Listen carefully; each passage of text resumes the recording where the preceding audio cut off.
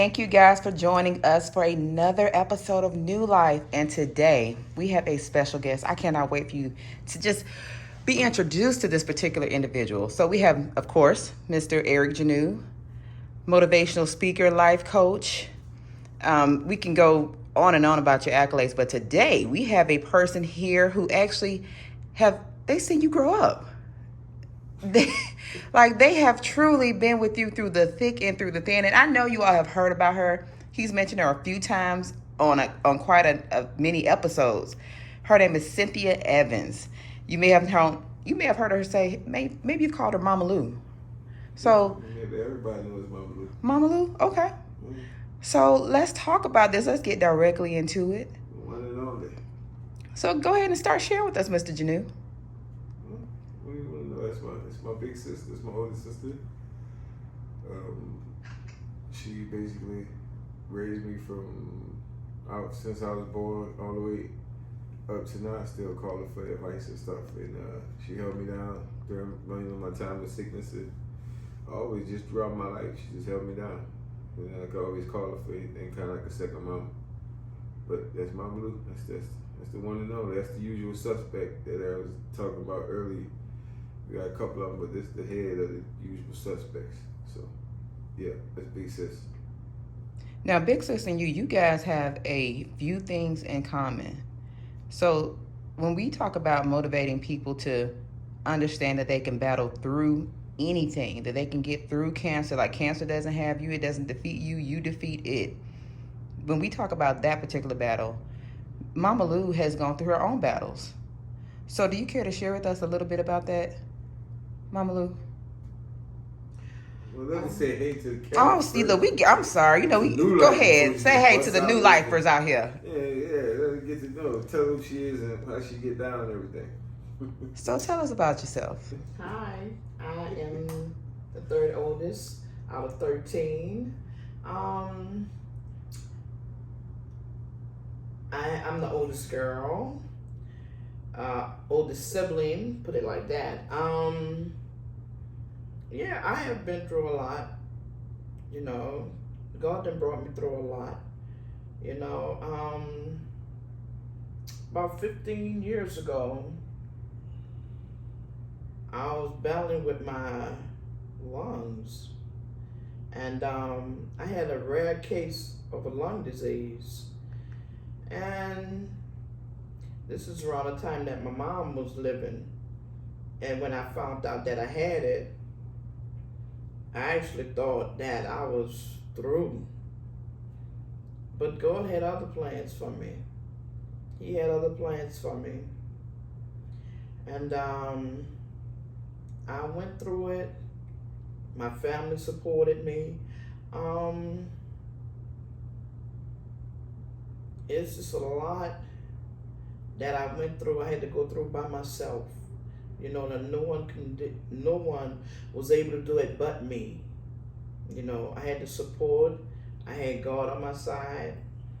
But when you balance different things, you have to deal with it on your own also. She said she being modest. She said she had lung disease. She had lung cancer. So she was the first and to deal with the cancer monster in our family. So yeah, it's certain things that when you find out that something is wrong with you, it's like undescribable though. You know what I'm saying? Yeah. You can't. First of all, you say, why God, why me? But God know what he be doing. Mm-hmm. And if I had that with me, I can understand what you and all the other patients go through. You Rick, all of us. Yeah. So. Ricky is another one. Yeah. It's this undescribable feeling that you have to go through. It's a pain that you have to go through. Whenever I talk about it, it's just like something that's deep down in my heart that just makes me just want to break down. You know what I'm saying? Because it's like no one can ever feel that feeling until it happened to you. You know what I'm saying? Yes. And I was just so good with it.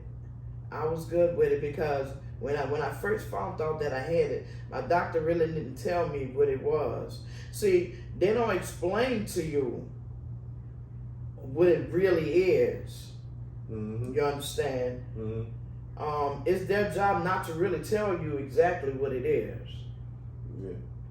You know, and as you go along, and as they send you to different doctors, and as you go through different tests, then you know you think about it, and then your mind is telling you, no, something is deeply wrong, and they're not really telling me what's going on with my body. Mm-hmm.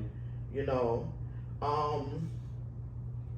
when I found out that I had a spot on my lungs, I had to have surgery to get my lung removed.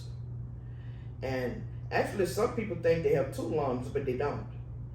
You know, you actually have 5 lungs. A lot of people were really confused about it. That's news to me. I didn't know that. And I'm like, I was so scared, and I'm like, oh Lord, if you take 1 lung from me, I'm only gonna have 1 lung. Mm-hmm. But then when I found out you have 3 on the right side and 2 on the left side, I got my right middle lobe removed. Mm-hmm. But actually, when I first found out, I was at Wellstar Imaging Center, and when I was told that, when they tell me about oncologists and all this other stuff, I never knew what all that was. Me either. Yeah. You understand? Until when I walked in that building, then I looked on the door, and I seen what it was. You know.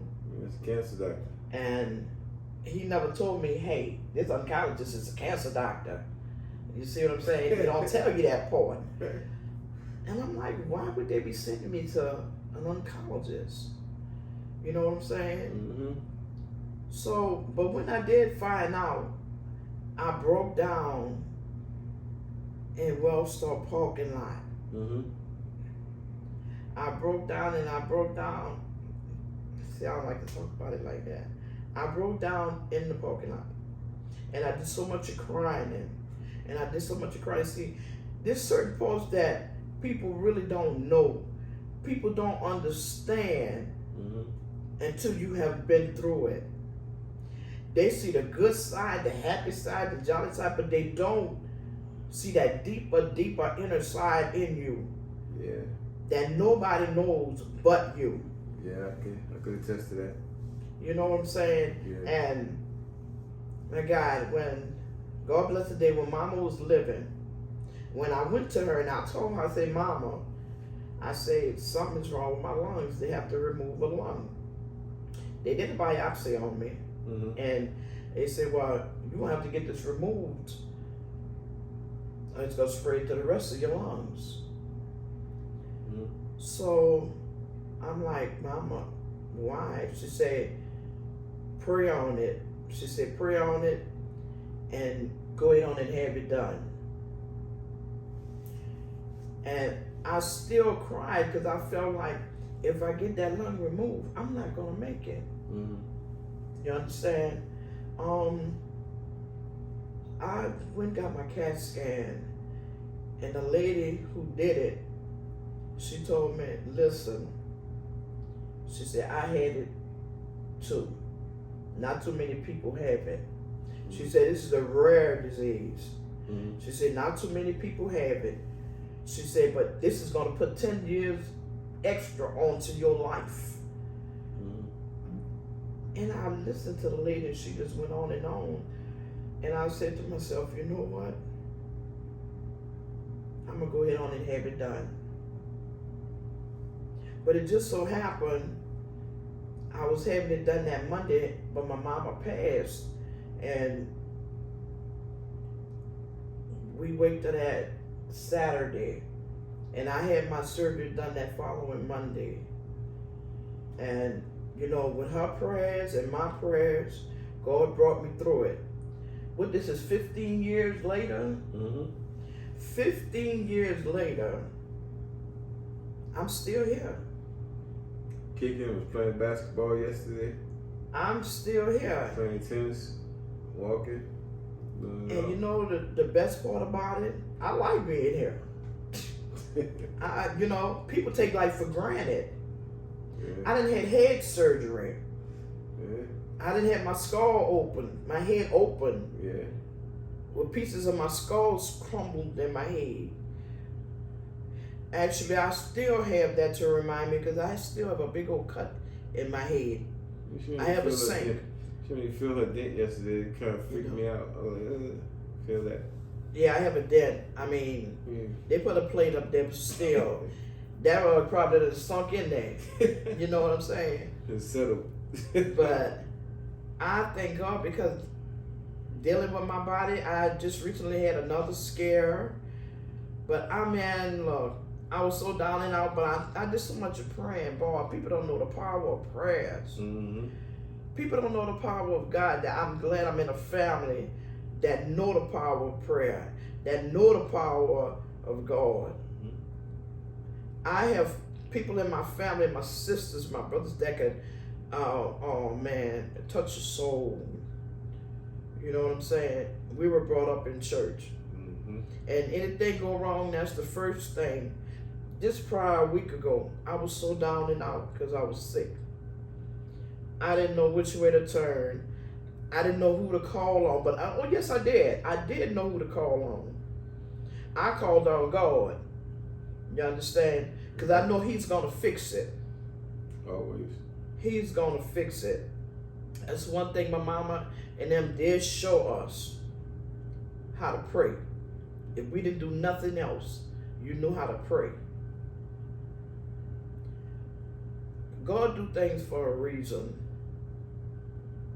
He do things for all season.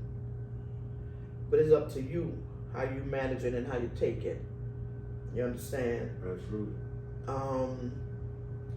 When I see my little brother Ricky laying up there with all the tubes in him and in his head, oh my God, it was horrible. We all go through a little something. But that's why I'm called Big Sis. You understand? Because I'm going to check on everybody. I'm going to check on everybody. I know you held me down. Held me down through my situation and my ordeal, man. It was crazy going through that whole situation. And I used to think all the time, I was like, I miss Mama being here. I said, but I wouldn't want her to see me in this situation like this, because I know she wouldn't have been able. She couldn't have took it. Like she couldn't have took it. It would have did a job on it. But I know I felt her presence and I felt her spirit when I was going through certain things, and I was going through all those procedures and those, dealings and all that stuff, and the spiritual warfare and stuff like that you got to go through to get through something like we've been through. So you got to lean on, like you were saying, you got to lean on God, man, because you got to, some things you got, like I was saying before in episodes before, you got to take this walk alone. Some things you got to do alone. Exactly. Your mommy can't go with you, your daddy can't go with you, your sister, brother, none of that. It's just you. You know what I'm saying? It's you in that walk alone. And I had mine during the pandemic, so that was even harder. Yeah, so it was crazy. I didn't have any. You couldn't have anybody in the hospital. Yeah. You couldn't have none of that stuff. And one thing I was laughing, I was talking about on an early episode, and Natalie and Tower, they made sure they was in the building. They was gonna see me. They sat there. They wasn't even supposed to be there.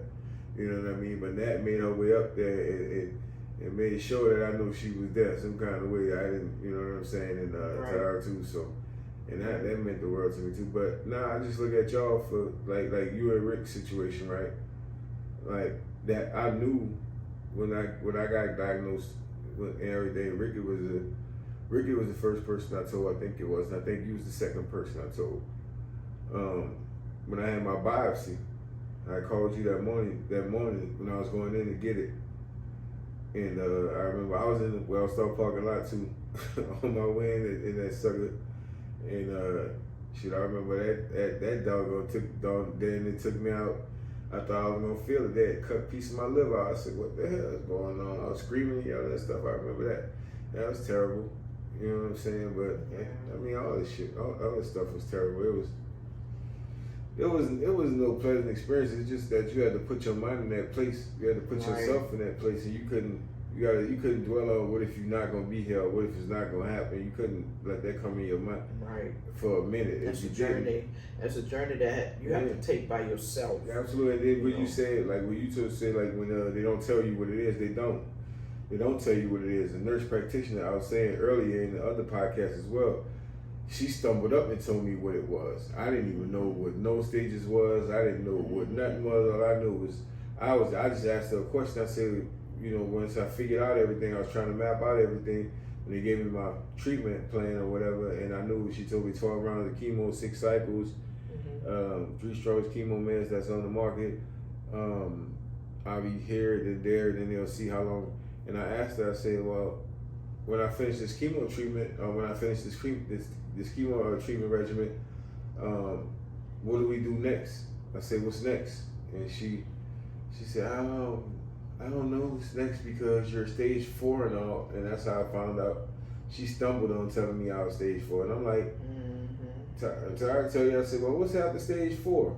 I didn't know nothing. I was totally oblivious. She looked up in the sky. I said, well, what the hell are you looking in the sky for? I said, what are you doing? What you looking in the sky for?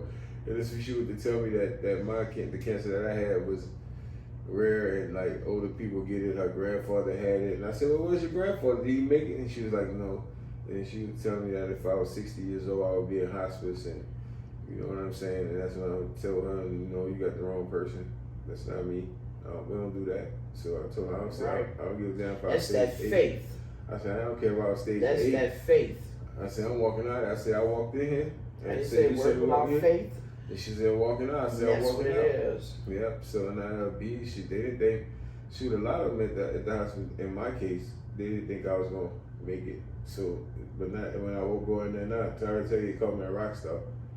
They're like, look, it's rock star. So I don't feel like I'm a rock star. I just feel great. I feel like I'm a genius. And you know what? Even after all the situation that you've been through, you still be feeling pain, and it's certain things that you still feel that nobody feel. Like now, now, this day, I'll feel a pain underneath my ribs. Scar tissue. I was telling you about it last night. If I move, it's scar tissue. I move a wrong way. If I stretch a certain way, it's certain things that I do. That's why whatever I do, I take my time at doing. I know what my pace is. Because I don't want to hurt myself in no kind of way. You see what I'm saying? When your body go through chemotherapy or your body go through treatments or radiation or anything dealing with cancer, and they take stuff out you and they remove stuff from you, you're not gonna ever be the same as what you were. All you do is work towards getting that way. But it's something. That's why Ricky told me when I first told him. He said, "Welcome to your new life." Right. And I was like, huh? You'll never be the same. I said, what are you saying? Yeah, that's what he said. He said, the new normal is gonna be different for you. You have to do things that you never used to doing and stuff like that. So he said, but you'll be all right. I said, okay. I said, let's get it. So that's right. You'll never be the same. But as far as like my hair is concerned, that's why a lot of stuff I don't do what I used to do, because if I actually was supposed to get a lick in my head, I wouldn't make it. Yeah, I remember that. You know what I'm saying? Yeah. And my doctor told me that. And after that, I had to change a lot of stuff that was going on. You know what I'm saying? I watch myself now. I watch the way I move. I watch the way that I do things. You know what I'm saying? I mean, I'm better now. I get better with time. Please believe that. I get better. I'm older. I'm 64 years old, and I get better. Oh, Jesus Christ. You understand? God got me. Hey, look, I'm sexy. I'm here. Oh, Jesus Christ. Hey, thank God I'm here, baby. I'm beautiful. I done came a long way. Tell me what God won't do. Hey, man. Hey. Tell me what God won't do. Won't he do it? He said he would. I just wanted to tell you, seriously, I appreciate you, man, for everything like you've done for me, man. No problem. You're my brother, bro. Man, and it meant a lot to me, man. I do it for all of y'all, anybody. Going through the situation. This is the one that I was telling everybody. I used to, when I couldn't eat when I was going through chemo, And I called her in the morning. I said, I'm going. She was like, I said, Mama Lou, I'll wake up. I said, Mama Lou, I'm going through. I'm gonna be hungry when I get out of the chemo. I said, but I really can't eat. I said, I'm hungry. I don't know what I can eat, and I had a taste for nothing. She said, well, what you want? And well, it didn't matter what I wanted. I just tell her. She said, well, what time you go to chemo treatment? I said 8. She said, what time you get out? I said 4 or 5. She said, well, I tell you what, because I had to pass the house going to chemo treatment, and I had to pass the house coming back from chemo treatment. So I'll be in chemo treatment all day. And I'll be sitting there, I'm like thinking about what I'm eating. And sure enough, about 3 o'clock hit, she'll be like, she'll send a text or she'll call and be like, pass over here and get your stuff when you get out of here. And I said, oh, okay, cool. It was red beans, gumbo, I don't care what it was, red beans, gumbo, whatever it was. Stuff, bell peppers, whatever I wanted, whatever it was, cake or whatever it was, I just had to call her and tell her. And it was always there every time, man. And so, I mean, it was cool, man. So I ain't never had to worry about, doubt. You know what I'm saying? Big sis gonna come through for me or not, or whatever to eat. And then, like Rick would tell me, he was like, man, call my mom and tell her to make you some red beans. And I'm like, oh, I forgot, because with everything going on, I'm like, shit. I ain't like, well, I'm eat that. I already know nothing. So, and that helped me a lot. They used to soothe my stomach. That was the only thing they used to soothe my stomach, and I could hold down while I was going through chemo treatment and stuff like that. So I just want to tell you thank you. I appreciate you for everything that you did for me. I mean, period, since I was little and all the way up to now. So, and little was a long time ago for me. So, Ain't no problem. And I love you. So I just wanted to give you your flowers while you was here. And that's what I need, my flowers while I'm here. Yeah, so I just want to do that for That's you. what I stuff need, like baby that. brother. My that. flowers while I'm here. All of y'all that's listening, Big Sis need her flowers while she here, baby. Yeah, go and give them to her. Stop hating, man. You know she the one. Y'all playing. Y'all can't Give be her. it to me while I'm here. Y'all can't be her. She hold it down. Make it look easy, too. So, trust me. Yeah, I make a lot of stuff look easy, but it's not. Shoot, is like mama, man. She like the second incarnation of mama, man. She makes so much stuff look easy. You know, anything you get to, any situation you go to with her, she'll make it easy for you. She'll break it down for you. She'll make you understand what's going on. You know what I'm saying? And it won't be all that crazy stuff. You ain't got to worry about it going nowhere. You know. So I just want to say that, and I love you, and that's why I want to bring you on this platform. And I told you I was gonna bring you on here and let everybody see who Mama Lou was. And I mentioned her throughout the day. I love you for that. I mentioned her throughout the episodes and stuff like that. So y'all get a chance to see Big Sis. So there she is. Bye.